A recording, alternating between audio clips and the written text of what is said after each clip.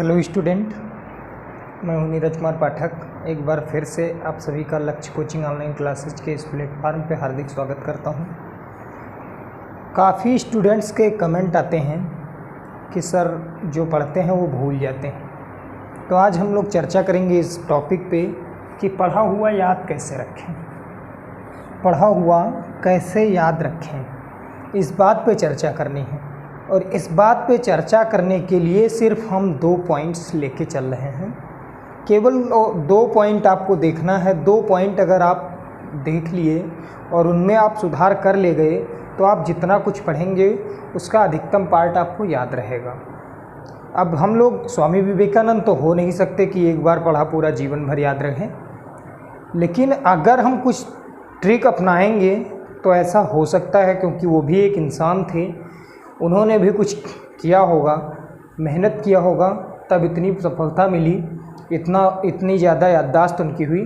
तो उसके लिए हम 2 पॉइंट्स पे बात करते हैं। पॉइंट नंबर फर्स्ट जो है वो है कि पढ़ाई कब करें। सबसे पहला आपको ये सोचना है कि पढ़ाई कब करें। अब कुछ बच्चे कहते हैं कि सर मैं रात में पढ़ता हूँ, कुछ दोपहर में पढ़ते हैं, कुछ सुबह पढ़ते हैं, कुछ शाम को पढ़ते हैं। उसके लिए हम एक बात आपको बता रहे हैं कि पढ़ाई करने का मतलब कि किताब के ज्ञान को या आसपास के जो आप पढ़ रहे हैं उस ज्ञान को अपने माइंड में सेट करना। उस माइंड में आप सेट तभी कर पाएंगे जब आपका माइंड खाली होगा। और माइंड खाली कब होगा? जब आपके माइंड में विचारों की कमी होगी। वैसे तो आपके माइंड में काफ़ी विचार भरे होते हैं। जब हम सो के उठते हैं तो हम एनर्जेटिक, सबसे ज़्यादा एनर्जेटिक फील करते हैं। उस टाइम हम सो के जब उठते हैं तो फुल एनर्जी रहती है। इसलिए हम ये कहना चाहेंगे कि अगर आप मॉर्निंग में पढ़ें, सुबह जब सो के उठते हैं तो माइंड आपका फ्री रहता है। उस टाइम अगर आप कुछ भी पढ़ाई करेंगे तो वो सबसे ज़्यादा फ़ायदेमंद होगी पढ़ाई। वो पढ़ाई आपको ज़्यादा काम देगी, वो ज़्यादा देर तक याद रहेगी। तो सबसे पहले आप मॉर्निंग में पढ़ना स्टार्ट करें।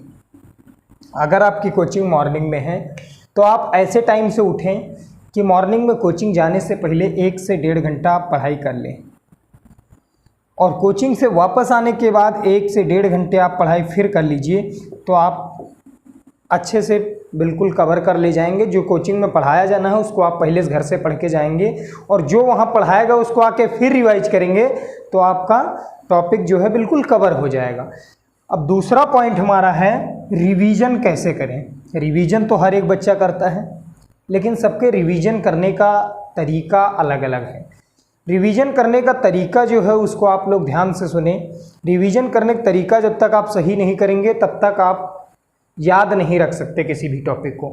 भूलने का जो सिस्टम है वो कुछ इस प्रकार है। आप कोई भी टॉपिक पढ़ेंगे, कोई भी टॉपिक आप ले लीजिए, तो उस टॉपिक में जितना कुछ आप पढ़ते हैं उसका 20% भाग 1 घंटे के बाद आप भूल जाते हैं।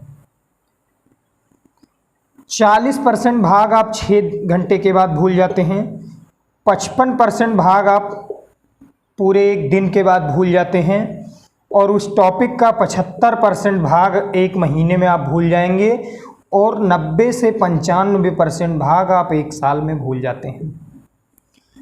फिर क्या होता है, 1 साल बाद जब पेपर आता है तब आप उस टॉपिक को उठाते हैं, फिर से रिवाइज करते हैं, तो आपके लिए वो टॉपिक एकदम नया लगेगा, क्योंकि 90 से 95% भाग आप उसका भूल चुके होते हैं।